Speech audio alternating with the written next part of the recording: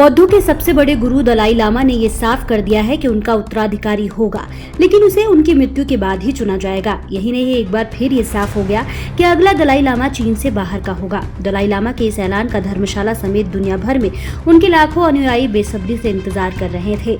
इस ऐलान का महत्व इसलिए और भी ज्यादा है क्योंकि 2011 में दलाई लामा ने कहा था कि वो 90 साल का होने पर तिब्बती लामाओं और तिब्बत के लोगों के साथ चर्चा कर ये फैसला करेंगे कि दलाई लामा नाम की संस्था बनी रहे या नहीं। 6 जुलाई को दलाई लामा 90 साल के पूरे हो रहे हैं। दलाई लामा ने सोशल मीडिया एक्स पर एक रिकॉर्डेड वीडियो मैसेज में बताया कि उनके उत्तराधिकारी का चुनाव तिब्बती बौद्ध परंपराओं के सभी प्रमुखों और शपथ से बंधे विश्वसनीय धार्मिक गुरुओं के साथ विचार विमर्श से होना चाहिए, जो दलाई लामा की परंपरा से करीबी हैं। पुरानी परंपराओं के मुताबिक ही नए दलाई लामा की खोज और पहचान होनी चाहिए। किसी और को इसमें दखल देने का अधिकार नहीं है। दलाई लामा के इस बयान से साफ है कि उनके उत्तराधिकारी के चुनाव में बीजिंग की भूमिका नहीं होगी। दलाई लामा के इस बयान में गार्डन फॉर ड्रग ट्रस्ट की भूमिका को स्पष्ट किया गया है, जिसे दलाई लामा ने अपने उत्तराधिकारी की खोज की जिम्मेदारी की देखरेख का जिम्मा दिया है। इस ट्रस्ट के अधिकारियों ने ये भी स्पष्ट किया कि अगला दलाई लामा स्त्री या पुरुष कोई भी हो सकता है।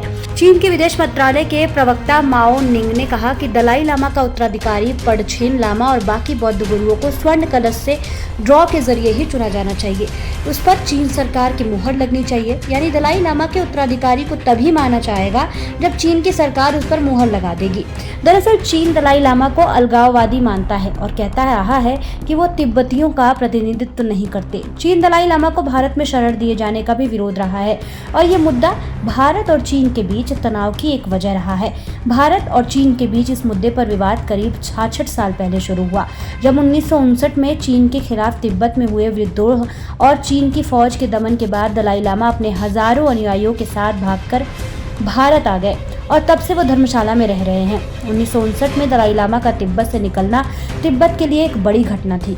इस दौरान चीन सेना के दमन के खिलाफ तिब्बतियों को बगावत में हजारों तिब्बती बौद्ध मारे गए। कई लोगों को गिरफ्तार कर चीन के मुख्य भूमि ले जाया गया। 80,000 से ज्यादा लोग तिब्बत से भागकर भारत आ गए। दलाई लामा ने धर्मशाला के मैकलियागंज में तिब्बत की निर्वासित सरकार का गठन किया और तिब्बती बौद्धों के सबसे बड़े धार्मिक और राजनीतिक प्रमुख बन गए। दलाई लामा का जन्म 6 जुलाई 1935 को तिब्बत के तक्सर इलाके में एक किसान परिवार में हुआ। उनका जन्म का नाम लाम्हा थोंडुप था। वो जब 2 साल के ही थे तभी उन्हें 13वें दलाई लामा द्वारा छोड़ी गई निशानियों के आधार पर हुई खोज में उनका अवतार चुन लिया गया। 14वां दलाई लामा चुने जाने के बाद उन्होंने अपने नया नाम चुना, जो था तेंजिन ग्यात्सो। 1950 में जब वो 15 साल के थे तो तिब्बत पर चीन के कब्जे के बाद दलाई लामा ने तिब्बत का राजनीतिक नेतृत्व अपने हाथ में ले लिया।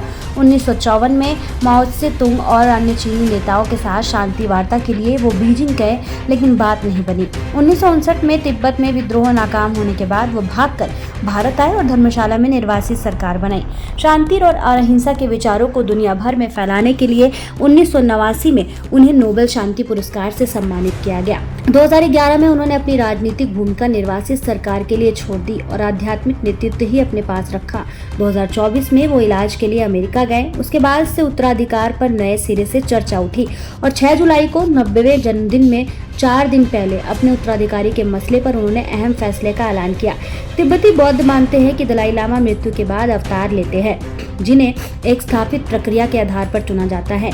परंपरा के तहत दलाई लामा अपनी मृत्यु से पहले अपने उत्तराधिकारी को चुनने के लिए कुछ अहम निशानियां छोड़ जाते हैं, जिनके आधार पर उनके अवतार का चुनाव होता है।